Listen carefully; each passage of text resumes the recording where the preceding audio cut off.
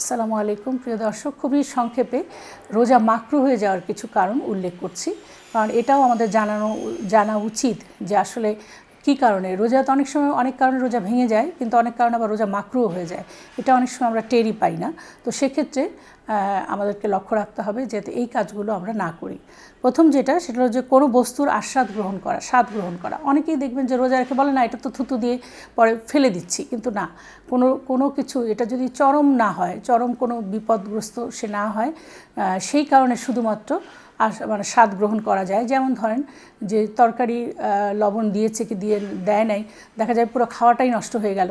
তো সেক্ষেত্রে সে যদি কনফিউজ থাকে, সেক্ষেত্রে সে জিহ্বা একটু দিয়ে দেখতে পারে। আরেকটা মাসলা আছে যে অনেক সময় স্বামী খুবই রাগান্বিত থাকেন লবণ বা অন্য কোনো কারণে, তখন সেক্ষেত্রে স্বামী যদি মারধর করে বা স্বামী যদি অত্যন্ত রাগান্বিত হয়ে যায়, সেক্ষেত্রে মহিলাদেরকে কিছু স্বাদ মানে গ্রহণ করার একটা অনুমতি রয়েছে। কিন্তু যদি এমনি এগুলো ছাড়াই অনবরত কেউ স্বাদ গ্রহণ করতে থাকে বা দুই একবার কোনো কিছু টেস্ট নেয় এবং থুতু দিয়ে ফেলে দেয়, তারপরেও কিন্তু তার রোজাটা মাকরু হয়ে যাবে।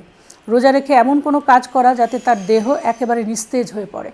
রোজা রাখলো আবার অত্যধিক কঠোর পরিশ্রম করলো, সেক্ষেত্রে দেখা যায় বেশি পরিশ্রম করতে করতে সে একদম নিস্তেজ হয়ে গেল, সেক্ষেত্রে কিন্তু রোজা মাকরু হয়ে যেতে পারে। এই জন্যে ভালোভাবে রোজা রাখার যদি সামর্থ্য থাকে, তাহলে সেভাবেই কিন্তু রোজা রাখতে পারবে।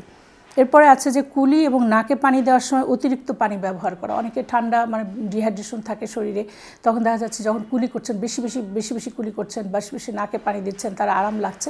এক্ষেত্রে এটা যদি কেউ বেশি বেশি করে, তাহলে সেক্ষেত্রে তার রোজা মাকরু হয়ে যাবে।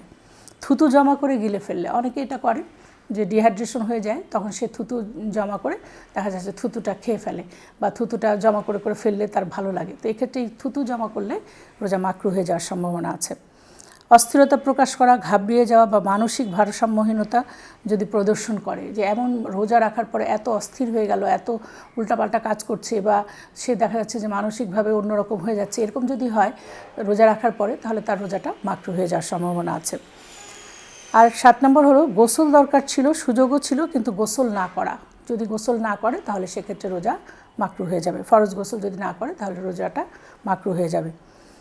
সবশেষে বলবো যে রোজা অবস্থায় গীবত, মিথ্যা, গালিগালাজ করা, ঝগড়া করা, মারপিট করা এবং এই ধরনের কোনো কাজ করলে পারে রোজা মাকরু হয়ে যাওয়ার সম্ভাবনা আছে। প্রিয় দর্শক, ভালো থাকুন, সুস্থ থাকুন। আল্লাহ হাফেজ।